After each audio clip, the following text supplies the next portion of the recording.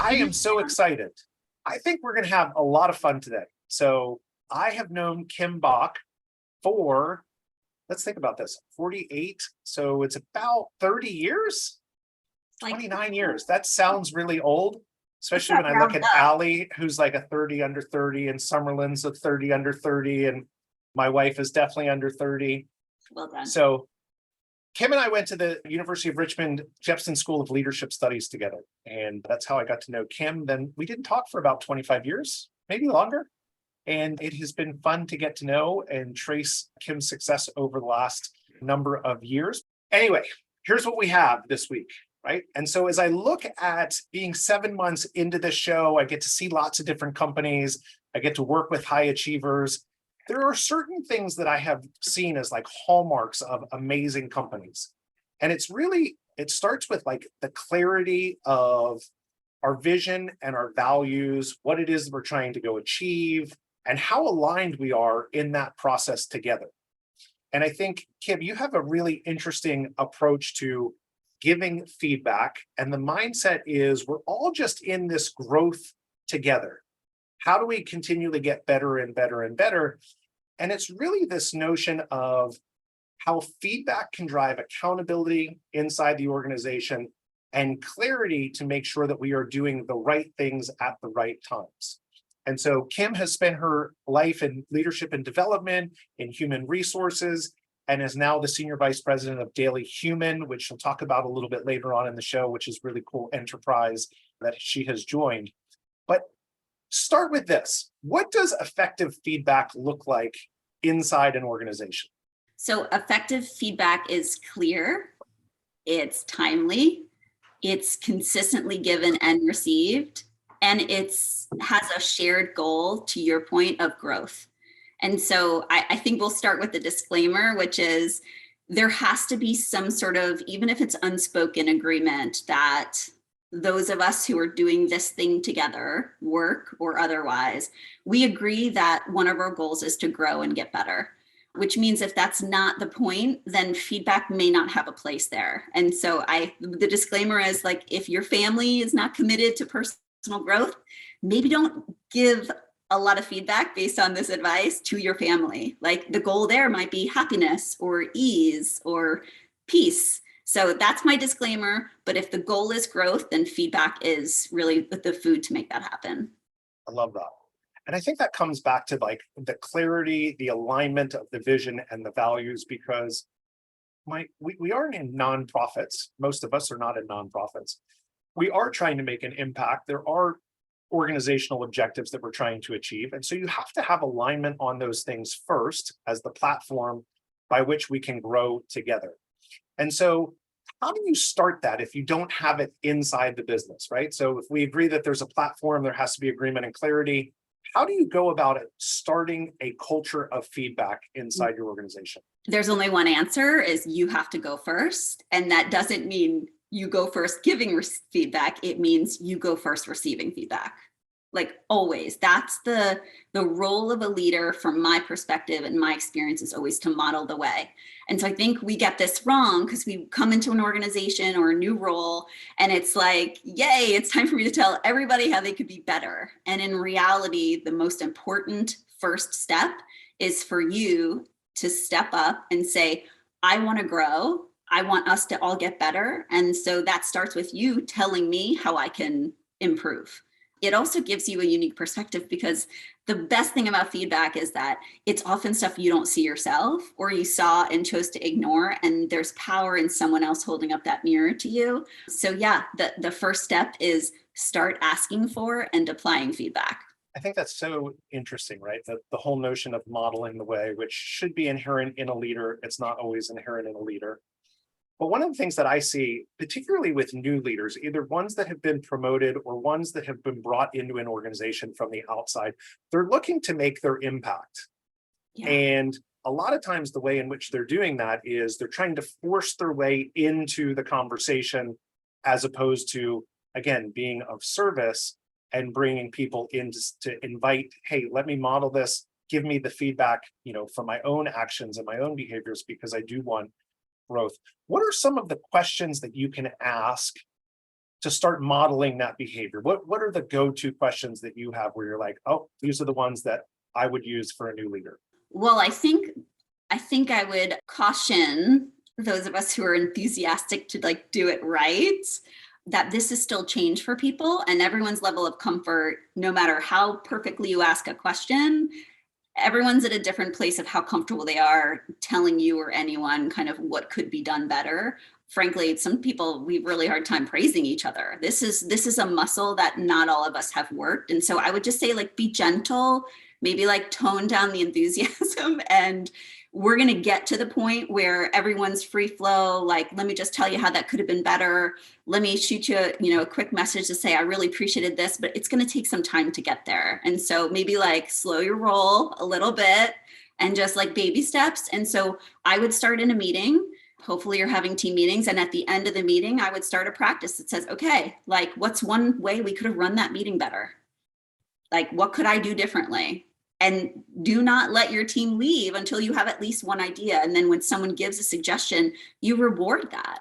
It takes courage to answer a question that says, what could we do better in front of others, especially if it's aimed at, the leader in the room. And so it's a very gentle approach. It starts in a group setting where you're willing to stand up and say, hey, help me be better. What could they have done better? And when you sit there in silence, people will come up with, well, I could use more heads up than 3 days because my schedule's a little nutty. Great, I got it. And the next time I'm going to give you, at least a week, and then check in and see if that worked better. I mean, it's simple, but it's amazing how many of us don't do it.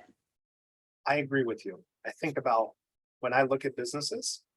Yeah. I mean, running a business is hard, but there are certain fundamentals that if you do them right, you're going to get your organization way far ahead, just by accident, and just doing the fundamentals. Walk me through. So it starts with you. Yep. We're asking the question. We're inviting the feedback. We're not shutting it down. We've got to be willing to receive that feedback, no matter how hard it is. Yep. At what point in time do you earn the right to transition that to an us thing from a me thing? Like, walk us through how you bridge that gap. Yeah. So I'd first ask myself two really simple questions. Is one, did I model the way, right? Did I start with me? And that's a pretty simple inventory. You either started and have done it, or you haven't. And two, and then do a quick check-in. Like, how does this person feel about me? Have I built into the relationship? Have I given positive feedback? Have I asked them about something other than the tasks that they have to deliver for their job? So just a quick check-in. And if you're like, yeah, like, Jen knows, like, I care about her, I feel like we could probably broach this subject now. Then after that, it's about doing your best prep work and giving the feedback and then seeing what the reaction is. And frankly, that's another form of feedback. And so if you deliver feedback, maybe it was, should have not been a big deal, but you've got something they should have done differently and you want to share that with them. If it doesn't go well, that tells you it was too soon or you didn't do it well. Those are the only two options for someone who's committed to growth, a leader who understands that my job is to help people grow. If it doesn't go well, I always turn the lens back to me. One, that's the only thing you can control. And two, they're giving you an indicator. It's usually, I didn't build a relationship and I haven't developed this trust. I didn't say it in a way that was easy to digest. Or number three, which is a little bit for those longer term relationships, maybe my balance of constructive criticism and the positive is out of balance. Maybe all I do is constantly see and share what's not going well. And frankly, I've exhausted this person before I've really even had a chance to deliver this really important piece. And that's a very real problem that many of us, especially we high achievers, we can be really exhausting. And you do partially earn the right to talk about the hard stuff by recognizing what they're doing well. So are you advocating for the feedback sandwich, the positive, the negative, followed by the positive? Is that what I'm hearing from you? Oh, I'm so glad we're talking about the sandwich. Okay, listen, this, to me, I get excited about this. This is important. Do not sandwich. The sandwich sucks. Nobody likes the sandwich. If you're reading a book that says sandwich it, I'm telling you, I 100% disagree. The sandwich is overall in the relationship. I believe you should have a 2-to-1 ratio in any relationship. 2 times the amount of positive stuff, which for me is the bread. I'm a vegetarian. Whatever's on the inside of that sandwich, frankly, I'm not that excited about. I'm just excited to be eating bread. So positive, twice as much positive as the negative or constructive. That's over the course of the relationship, not in a single conversation. In a single conversation, just give me the meat or just give me the bread. I'm only listening to you if you're starting with this whole, well, we really value you and you've done a great job in the past, but we need this. And come on, like if you're going to do it, like have the balls to look me in the eye and say, this is for your betterment. This is what I've seen. This is how it's impacting your ability to do your job well or the business.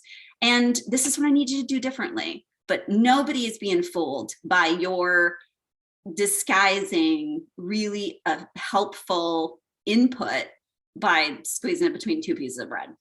So please stop doing that. Please. Tell us more. I know. Can I be clearer? I don't know if anyone has been the recipient of the feedback sandwich, but it's like you can see it coming from 2 miles away. Like, okay, where's the but? Where's the however? Where is this actually going? And it's like, I'm not 4 years old. Maybe my son needs to have the feedback sandwich to like move him down the line. But the reality of it is professional people should be able to look each other in the eye and say, as long as we've been clear, and I keep on wrapping this back, right? If we haven't been clear, then it's on us. As you said, I have to look back in the mirror at myself. And so what happens if you're in a place where the feedback doesn't go well? You thought the relationship was there, you thought you were in the 2-to-1, ratio, and you're starting to like imbue it into the culture of feedback is really important because it's important to growth. And then you lay it on someone and suddenly it goes really poorly. How do you recover from that? Well, let me just first acknowledge this is not an unusual scenario. I mean, this is one of the reasons why we all avoid giving feedback, because we don't like conflict. We don't like hurting people. We don't like the emotion we get back. We suddenly now are in some debate of reality of what did or didn't happen and whose feelings are more important. I mean, this is a hard thing. Most of us, I think, share the apprehension of being the one to say, oh gosh, I've got to say the hard thing. But that's what you sign up for as a leader. You sign up to be the person who says the hard thing, and we are expecting you to say it in a way that's going to get us the most positive results. So if it doesn't go well, again, number one, I'm always looking at me. I'm not explaining that away as this person's too emotional, this person just doesn't like criticism, or this person can't see themselves, because whomever is, so in that moment, like who's ever the responsible party, like that is again my job to say, like, let me see how my approach, my relationship maybe wasn't what I thought it was going to be. I'm a fan of stopping it in the middle and just be like, this did not go well. Like I prepped, I was afraid I wasn't going to say it right. I can tell by your reaction, like this is a total surprise to you or hurtful. And then we could shift. I'm shift right into like, tell me what you're feeling right now. Like now the feedback is a secondary issue, and the first issue is the relationship. And that's what I tell myself in any conversation on any topic. The relationship is more important than the issue. And you'd be hard pressed to give me a scenario where that's not true. Okay. Did that answer your question? I have like lots of follow-up questions to that, right? Because again, we do our work through people, right, as the leader. And so I think the foundational piece that I see where people go wrong or have a hard time is that we don't know ourselves well enough of how we're showing up as a leader to be in a predictable environment where people can say, oh, I know how Kim is going to take this situation. And when you leave your people guessing, that's when you really get yourself in trouble as a leader, right? And so I think that's a place where people can certainly improve in their own leadership, how they're showing up. Am I doing it consistently? Because if I said yesterday that this is good and today, now it's not good, you have damaged the trust, the clarity, the equity that you have in your relationships to say the hard things. And so that is one thing that I see people do wrong time and time again. Just they keep on changing the rules of the game because they're not clear on it themselves. Yeah. So it's one of the pieces of feedback that I continually give leaders. Create that predictable environment for people to thrive as you do that. And part of that predictability, Jerry, is consistently giving feedback. If like this person hasn't given you feedback in 6 months, and now you're called into a meeting and they lay some big feedback on you, I don't care who you are, that doesn't feel good, because you kind of do that like revisionist history and you're like this whole time. And so not only is the timeliness of the feedback important, but being consistent. So there's a few people on the line who I've worked with before, Christy and Michael, one of my best friends, Jen, is on. Like, they know, like, Kim's gonna tell you in most cases, like what you're doing that you could be doing better.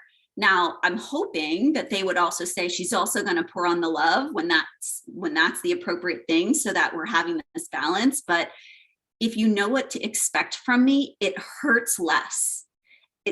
Think about yourself. If you know every week my manager is going to tell me the one thing that they think I could be doing better, that's easy. Like, I'm ready for it. It's when you're cruising along thinking you're doing great and suddenly you hit a wall where someone says, hey, actually, this is a huge thing. That hurts. That stings no matter who you are. So consistency and timeliness work together.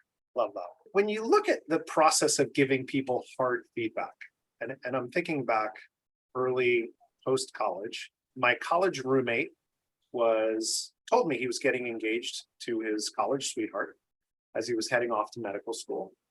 And I just reflected back to him all the things that he had said over time. And I said, I think you might be engaging the wrong woman. And he said, yes. And he said, I thank you for that feedback.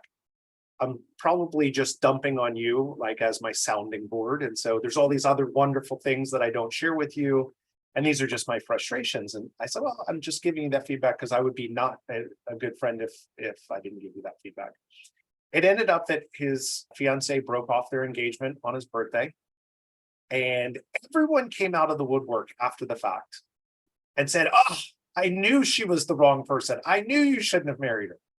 And he came to me and he said, you were the only person that said it to me in advance of when it actually mattered.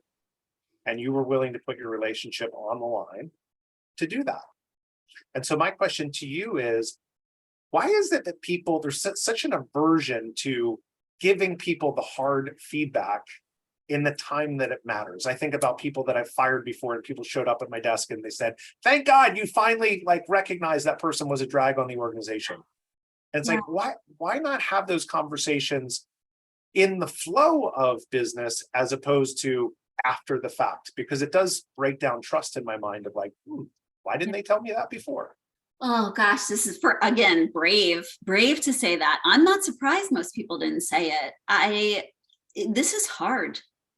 It's hard to be the person who says what how they see it, knowing that likely this person is going to have a hard time absorbing that. I don't think we want to hurt people. I don't think we genuinely like conflict, most of us. And I think we'd rather someone else say it and we just sort of reap the rewards, frankly. I have come to love feedback and appreciate it and appreciate the people who will give it to me.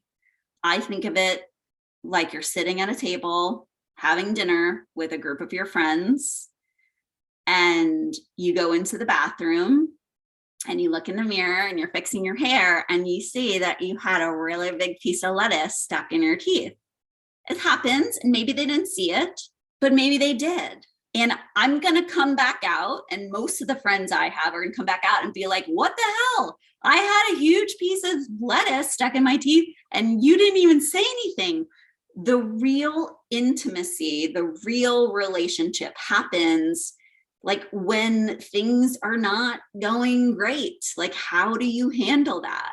I love the quote, the best relationships aren't the ones that are the most compatible. They're the ones that deal best with their incompatibilities. Guys, this is when it matters. There's a way to say it, there's a relationship underneath it that will probably inform how much that stings, but I 100% would prefer to know and clean it up than to sit there the rest of the time showing something that everyone else can see but me. Nobody likes that feeling. And so I think the hesitancy is a commitment to your personal values to say, I'm going to be the person who helps others be the best version of themselves.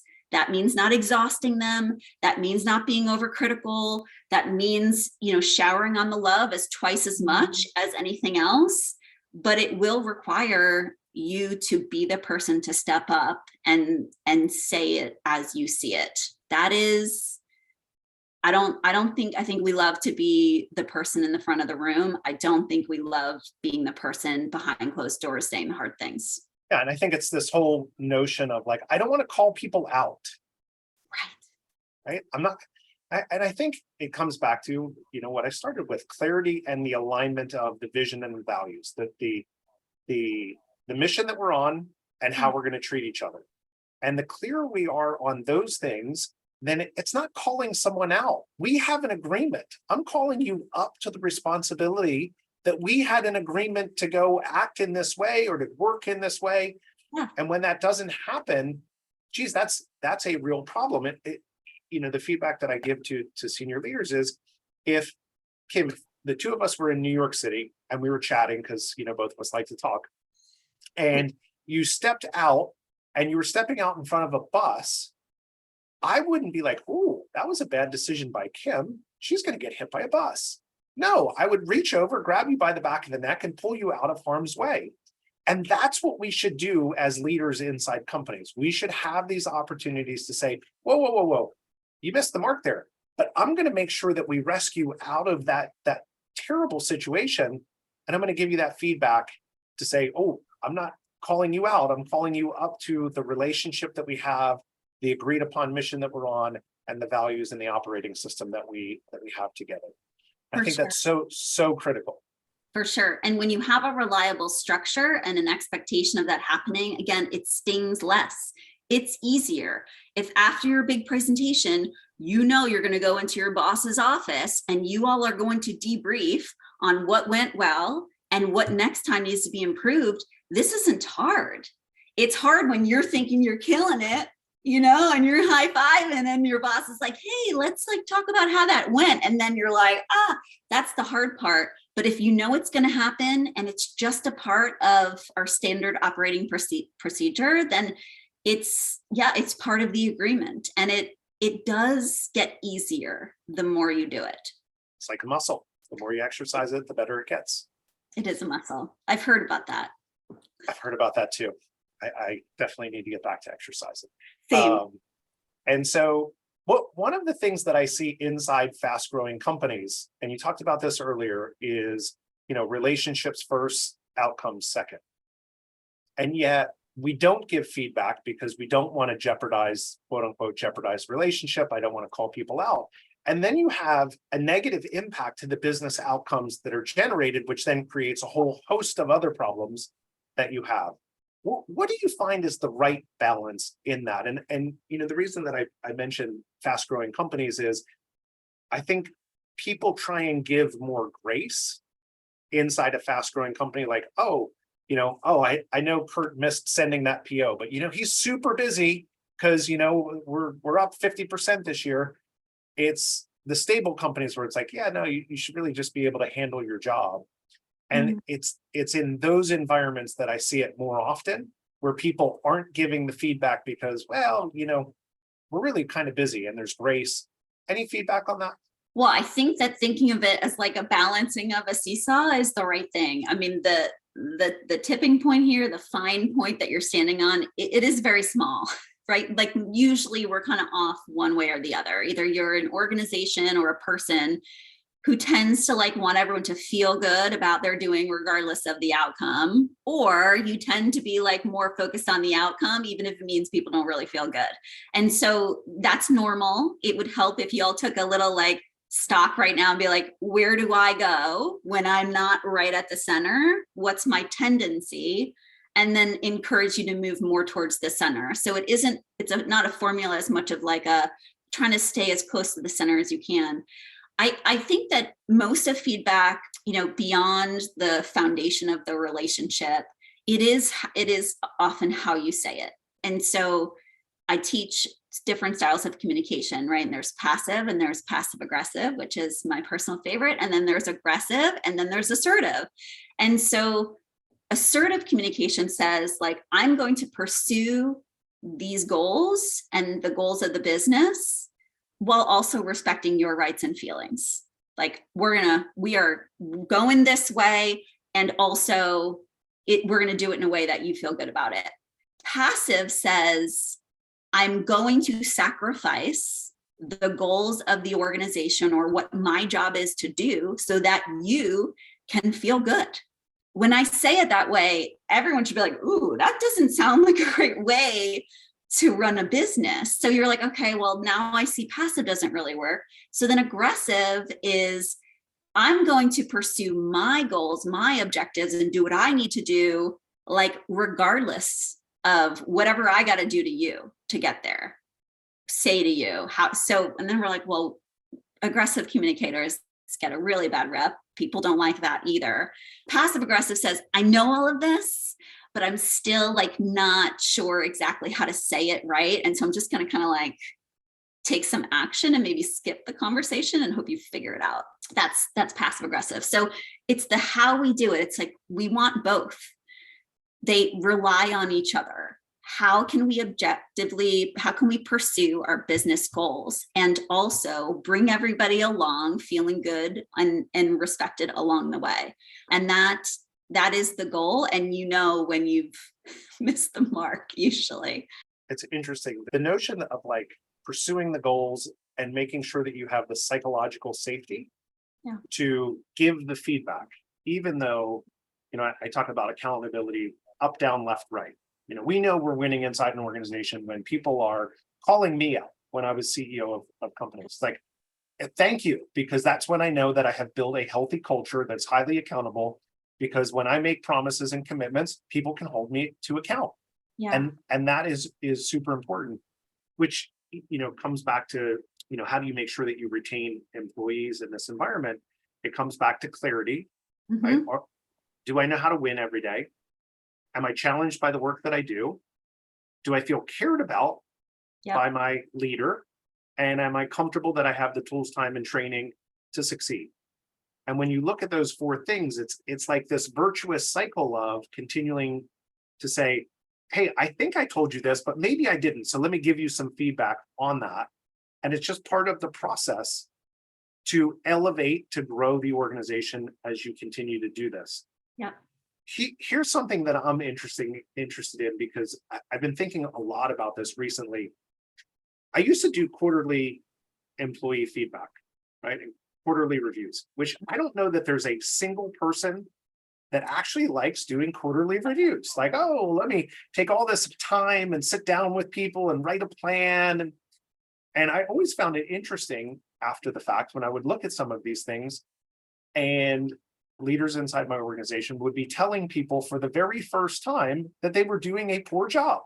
And I would think, holy smokes, you waited 90 days to tell someone they were doing a poor job, and that the review that they got is a surprise to them.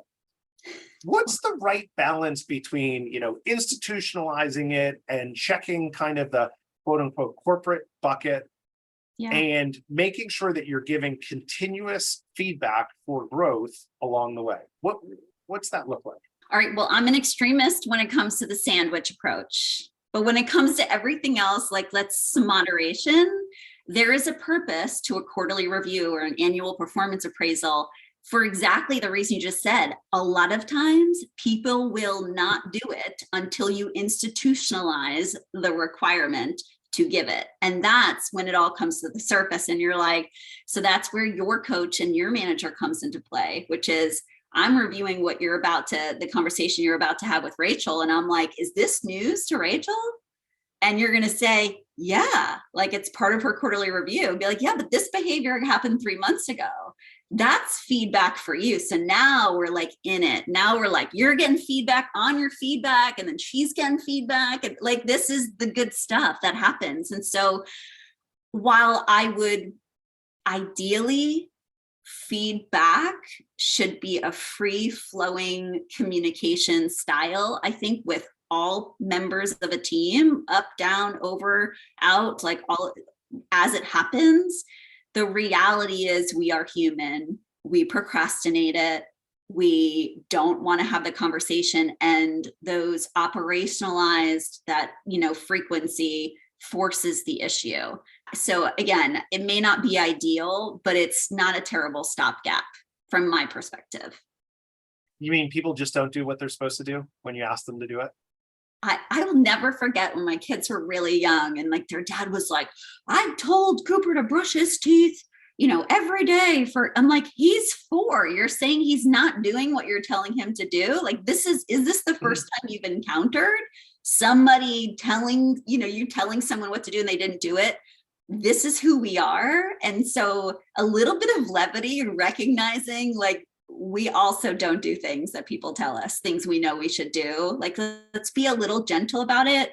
It's clear, and clear is kind, but you don't have to be, I don't know. It doesn't have to be quite as hard as we make it, unless you don't know yet that you're not perfect. If you're sitting here and up until this point in your life, you believe you are without flaw, if you feel that way, this is going to be real painful the first time someone tells you you are not showing up in a way that's working. But most of us have like had that moment of pain where you're like, oh my gosh, I do a lot of stuff that a lot of people don't like, or I mess up. So if you know that already, I just feel like it should be a little bit more, this is just how we are. We're all trying to just get better. And there are a lot of things that we can't see about ourselves. And the more I can welcome your perspective, the less it hurts and the better I get. I think you're 100% right, which is a great lead into Leanne Kelly has a question, which is, what do you think about asking those who you are leading for feedback so that you can lead more effectively? And how else can you create that trust to make sure that those people who you're leading are more open to receiving tough feedback? Okay, my brain couldn't hold on to the 2 parts. Let me do the All first, right. and you can read the second part again. What do you think about asking the person who's leading you for feedback? Like, yes, please. May I have Opposite. How does the leader ask their people to give them permission for feedback? Yes. How does the leader ask their people permission to give them feedback? So I'm saying, I want to give you feedback. Is that okay? Is that we're asking, how does that process happen? Leanne, talk to me. What are you thinking? So no, I'm thinking more along the lines of kind of having, one-on-one conversations with someone that, you're leading, or, one of your subordinates, and asking them for feedback about me so that I can be more effective in the way I approach them, or the way that I give them feedback, and different things like that, to kind of create that trust so that they know when I start talking to them about some of that tougher feedback, hey, this is not right. Kurt, you forgot your PO, what's going on, man? And just having those conversations as more of a conversation, not more of a, I'm your boss looking down on you kind of thing. Oh, I love that. I love talking about what we're going to talk about. Like, before we do it, let's like figure out how, what you like and what I like. And I think that's a great approach. It would be great if it happened early in a new manager leader relationship, but you can do it at any time. My favorite lead in, especially if you haven't been giving feedback and you kind of like want to start, but you're like, now it's awkward. I've managed this person for 2 years. It really hasn't been my thing. I just went to this webinar. Now I'd like to try. That's what you say. Like, you start it by saying, hey, I went to this webinar. This woman talked about a sandwich. I really want to start giving feedback more consistently. It's new to me. I feel like should have been doing this all along. It's still new. Like, let's learn together. Like, how do you like to receive feedback? What are your thoughts on that? Maybe like an open-ended question first. What are your thoughts? And you will get a large spectrum. Some people are like, I don't do well with criticism. And so now you're like, okay, this is like a little gentle. Or someone's like, please, I've been working here for 2 years and no one has told me how I could do it better, and everything in between. So having that pre-conversation, I love that. Here's the only, it's not a danger. It's both the good and the bad, is now you should hold yourself accountable to doing it. It's like that once you say it out loud, you're like, we're going to do this thing where we give each other feedback, and then you never talk about it again. You've actually impacted that relationship negatively. So you're sort of like, it's like when Jerry and I both said out loud to the 20 people on the line, we need to exercise more. Like there's some accountability there. So now we probably have to do it, or we've taken a step backwards when we meant to take a step forwards. Yeah. What was the second half of the question? What other ways can you kind of create trust with those individuals to kind of keep, I guess I kind of looped that in a little bit when I asked you last, but what other ways can you kind of create trust with those people? I think somebody mentioned in the chat, do our people know us? Michael, he said, trust is transparency. As leaders know, we need to know our people, but do our people know us? What other ways can we have make our people know us?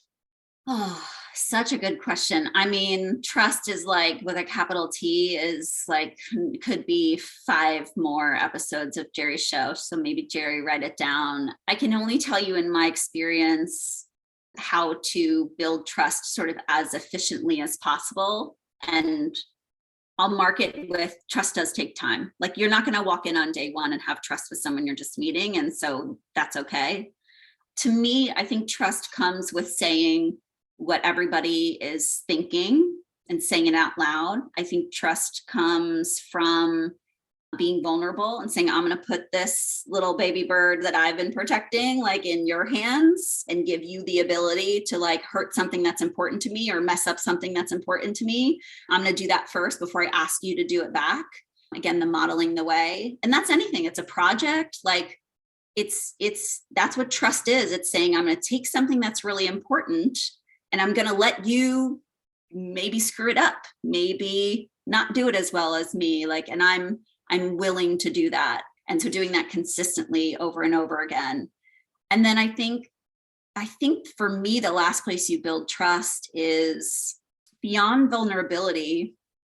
I think it's telling this person kind of where you are. It's stories, it's revelation. It's not just how was your day, asking about people's family. I'm trying to think of a way to say it that is more representative. It's connection around things that are important to us. And that goes beyond work, and it goes beyond the basic questions about the weather and your children.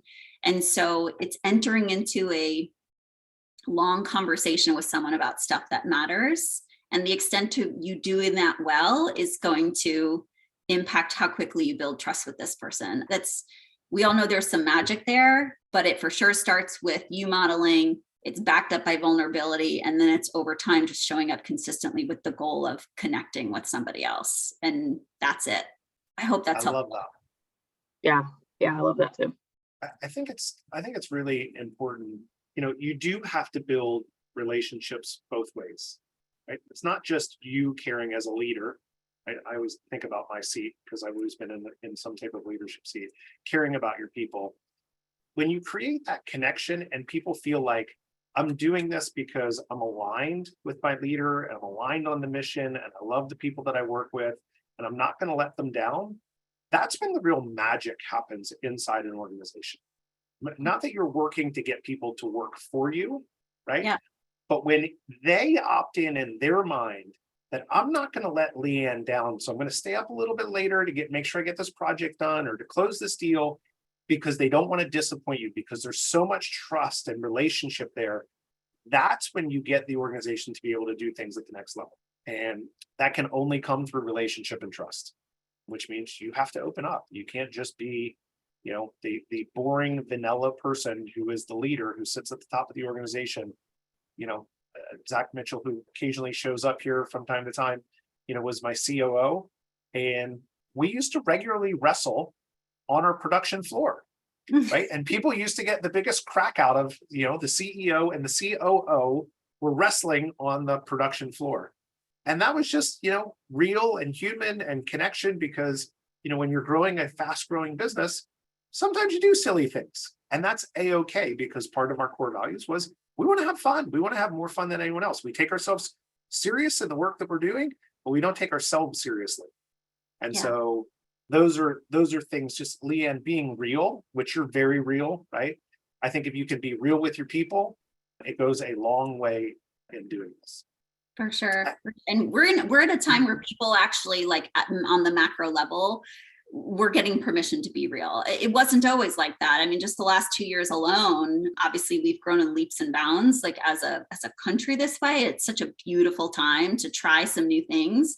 But, I was the head of HR for a mid-sized financial company. I mean, people didn't know me outside of work. These are not, I only know about feedback because I've been paying a lot of attention, and I've really been trying to get better over the last 25 years, but it's not because I haven't made a ton of mistakes.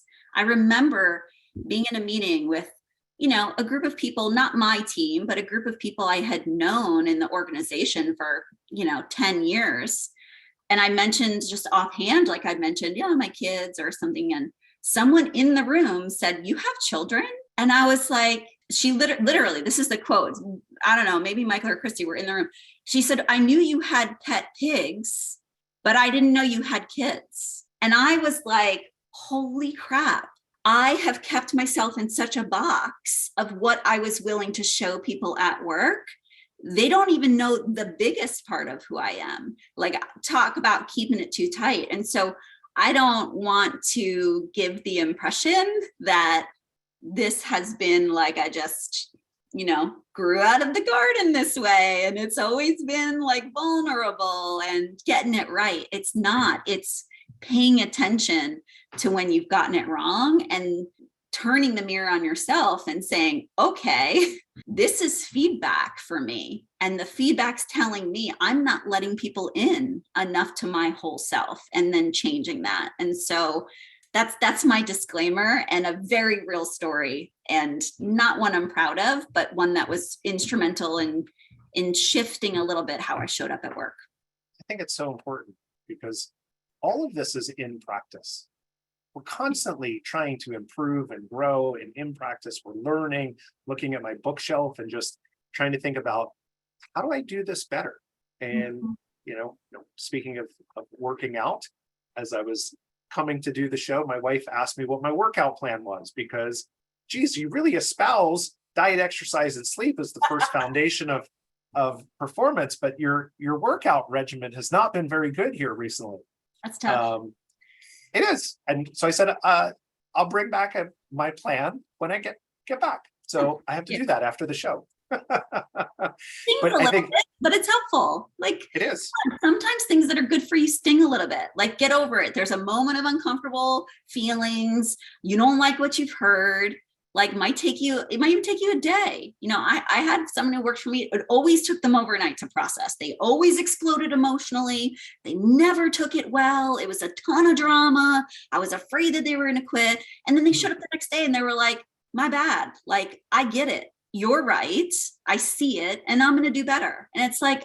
I just, after the third time, you're like, "Oh, this is just their process. That's all right. They don't have to sit there and be psyched about it. But if they show up the next day ready to put in the work, that's amazing. However, you got to get there, but get there." I love it.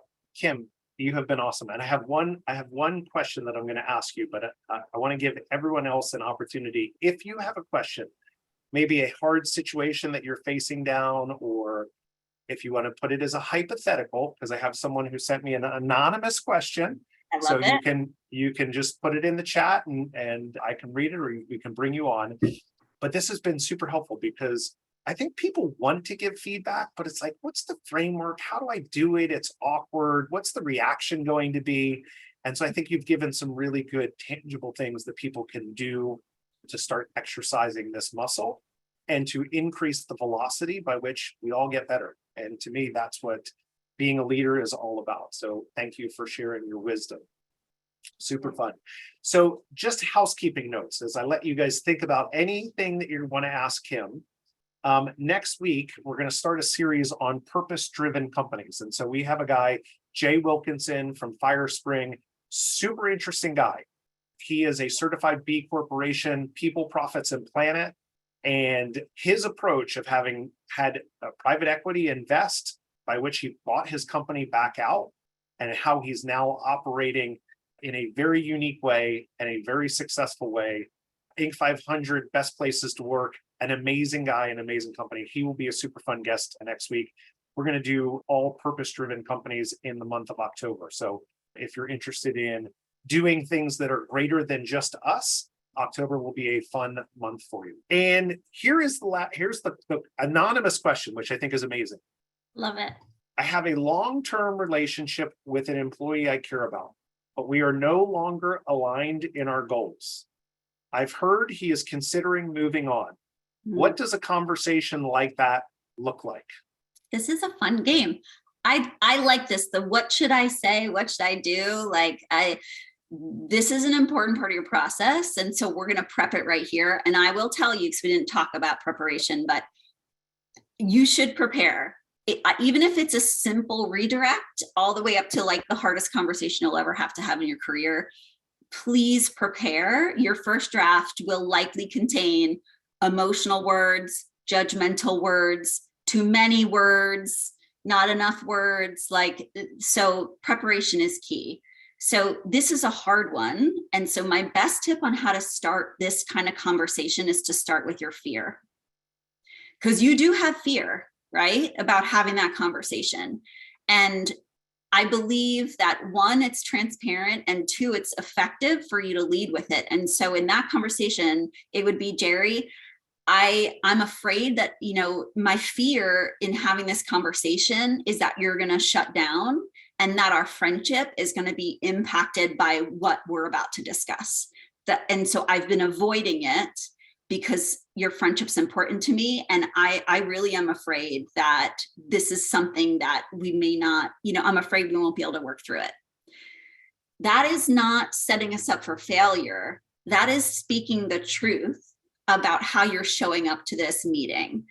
It's actually more effective for many of us. Like, we want to know the human on the other side. And so the perfect delivery of feedback actually is more often something that we're going to both create together. I'm going to respond to what you're giving me. And that means my prep is kind of done ahead of time. And then it's a free flow. So I'm going to start with my fear every time. And then after that, and this is the simplest guidance I can give you, is how you would say it anonymously in a chat on a webinar is how you should say it to the person. When you're asking for advice, it's amazing how much clarity you have of what's the essence of the issue, because you're not worried about how they're going to take it.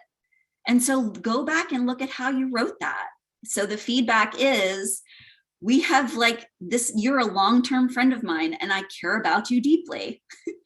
And it feels to me like our goals are no longer aligned. And, I'm reading into this question. I don't know if that means that you think they should leave the company or that they need to readjust their goals, but whatever it is, add that and then stop talking and say, what are your thoughts on that? And now you're in it and you've said it. It's like that, the 20 seconds to say the words and then shut up and let them respond. And now it's going. Anyone can continue the conversation. Doesn't matter. I blush. People can cry.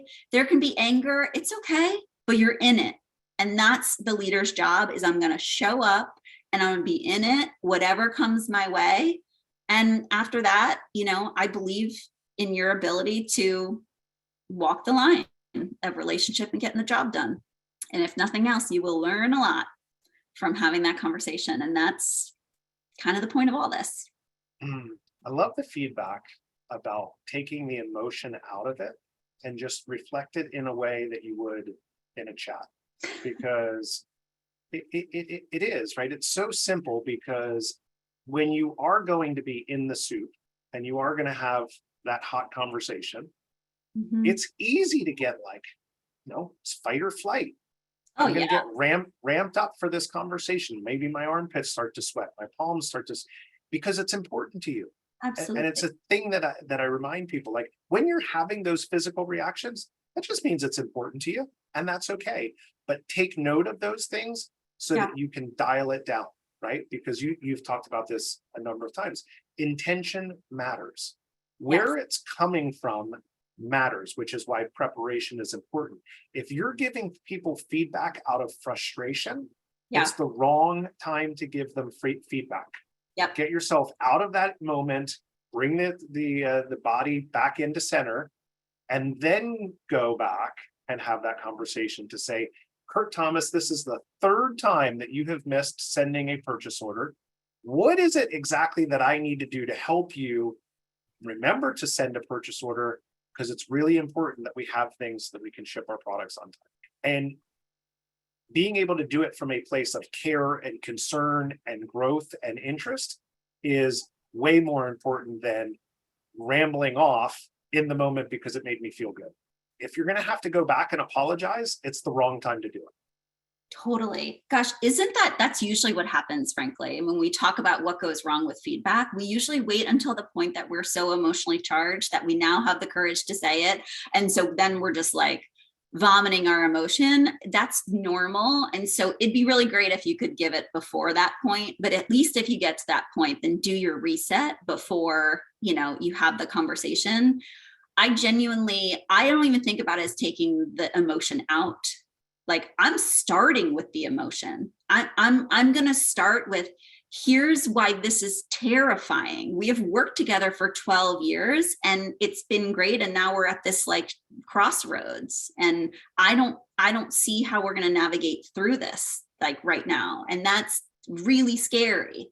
Probably we'll be able to if we actually have a real conversation about it. But right now in my head, I don't know. And so then you give the objective, sort of feedback. But again, I don't want everybody to think I'm probably one of the most sensitive, deeply feeling people I've ever met. I'm like, Jen's laughing, like she's one of my best friends. Like, I'm going to cry with you. Like, I feel it. I'm not guarding myself against feeling what you're going to feel when I have to say this hard thing. The quote on my computer that I follow is, what would love have me do? Like, that's the guiding, that's the motivation, that's the intention that Jerry mentioned. What would love have me do? Sometimes love would have me keep my mouth shut, give this person some personal, like some affirmation, some validation, some positivity, tell them what they're doing well, like you can do it. Sometimes that's the right thing. And sometimes to be loving, I have to hold a mirror up. I have to be the one to say, we're here and we're not talking about it. Can we have that conversation? And I don't enjoy any of it. I genuinely, it's sweatiness. I'm going to go home and cry about it. And it's going to be really, really hard. But I also know that this is what the people I love deserve to get from me. So true. We have one more question if you're up for it. Sure. Love it. So it sounds like we have a situation where we have a leader inside a company and the favorite client has asked the big boss of the company to retire and to have this leader move into his role. Okay. And now the big boss is picking on our leader at every turn because he must not want to retire. But how do we give that feedback to the big boss? Okay, so I'm assuming this transition hasn't actually happened. We're in limbo here. We're in this very awkward, like, client wants second leader to be the big leader, right? So we're like all uncomfortable because it's not resolved and nobody knows where they stand. Okay, gosh, well, that's complicated and not ideal, let's say. Let's not stay in that space too long. But this is like jujitsu, guys. Like, you got to get comfortable with being uncomfortable. You're going to have that conversation. I'd be having it almost every day that negative behavior is coming your way. And I'd be having it directly with who we're calling the big boss. Like, to me, that's a conversation between two leaders, and you should keep having it and keep upgrading your approach until there is resolution. What does upgrading your approach mean? Give us some more context on that. So if I'm asking you to start with your fears, then those fears should probably be getting bigger and bigger as days go by, and this gets worse and worse. And so continue to start with your fears and continue to be more and more transparent about how this situation is making you feel and how hard this is for you to have this conversation with your boss again. So don't skip any of the steps, I think, is the upgrade, right? Continue to work the process, continue to refine how present you are, how transparent you are, and how clear you are on what's happening and the impact it's having. Personally, I will say I consider it a little bit of like a defeat when I have to pull in a third party. I do. I'm like, I can't, like, we need a referee here. We need a therapist. Like I haven't been able to get us there, but there are times where you need an objective third party to help manage that conversation. And so figure out who that person is if you're unable to manage it yourself. Again, I consider it a defeat, but I absolutely have done it. Sometimes you got to knock it up the chain or pull somebody else in because that sounds complicated. And like maybe you need a little bit of extra guidance on how we're going to get that resolved more quickly than is happening. That's a tough one. I hope that's helpful, whoever you are. So just some more clarity that came through. Oh, good. Because I already resigned because it's affecting my work. Oh no. Yet the relationship is something that I wanted to mend. The relationship is something I want to mend, but you've already resigned from the position. That's sad, right? That's the business just lost out from my perspective. So let's go back to the whole hypothetical, like when we value the everyone's feelings more than the results, like this is what happens. And that is totally your choice. I'm sad for the business. I'm seeing it was a blessing. So that's good. So you want to mend the relationship. Listen, what I say is not everyone has to change, but everyone's going to have the conversation. To me, everything starts and ends with a real conversation between two people who care about each other. And if you have to always be the one to send that invitation, so be it. But I was at a cocktail party once and there was a past business partner I had some tension with.